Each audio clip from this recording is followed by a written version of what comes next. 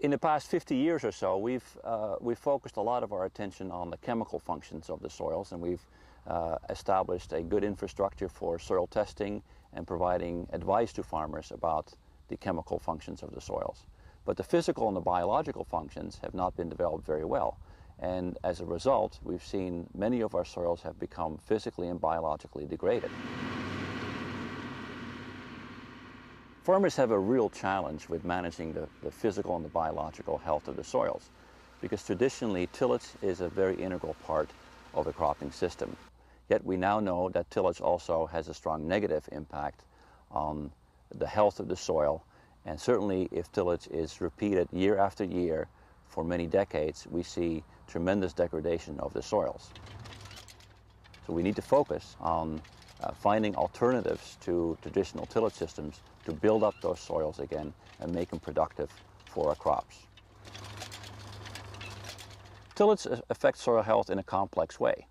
On the short term, tillage provides benefits by loosening the soil and allowing for water infiltration and oxygen to enter into it.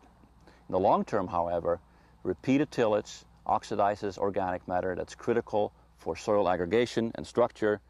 And so what we see after decades of repeated intensive tillage, that the soil degrades and becomes dense and compacted.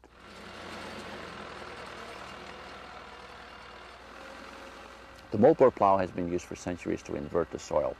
It's a very effective tillage tool, but it also breaks up soil aggregates, oxidizes the organic matter, which is critical to good soil aggregation. It also causes plow pens that reduces root proliferation into the subsoil. The rotavator is a tool that does an excellent job of creating a seed bed, and it has been used in vegetable systems for that reason. The concern about the rotavator is that, like the moldboard plow, it's a very intensive tillage tool, and in the long run it causes the destruction of soil aggregates. The disc harrow, in a way, performs less intensive tillage, which is good, but it has one particular problem, that it causes a lot of pressure at the bottom of the discs, especially when it's offset at a wide angle. And this causes some compaction that results in what we call a disc pan. To build healthy soils, we need to use good management practices, and I look at it as a balance sheet.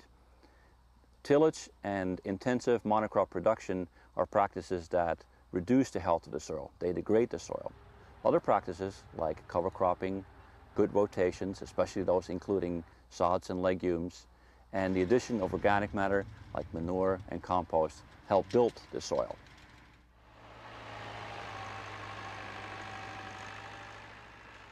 In general, what a farmer wants to achieve is a good balance between those practices. One of the interesting things that we found is that these soil building practices can also mutually reinforce each other. For example, combining reduced tillage or no tillage with cover cropping enhances the benefits of both.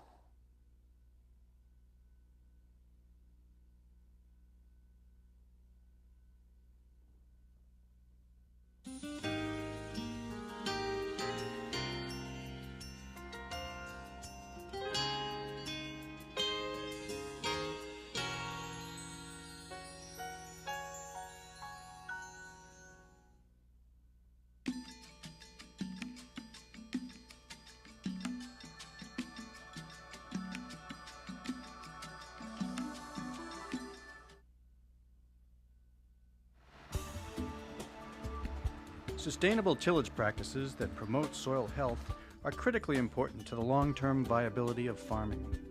This poses a challenge for many commercial vegetable farms in the Northeast, where a lot of tillage is used to prepare seed beds, control weeds, and incorporate residues. This video explores a variety of tools and techniques that growers and researchers are using to reduce the intensity of tillage while maintaining crop production. Farmers can decide for themselves what practices best fit their operation.